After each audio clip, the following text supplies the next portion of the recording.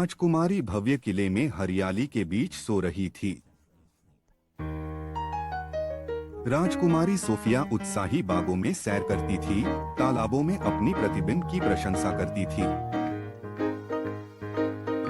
रात को राजकुमारी को मेंढक में बदल दिया गया।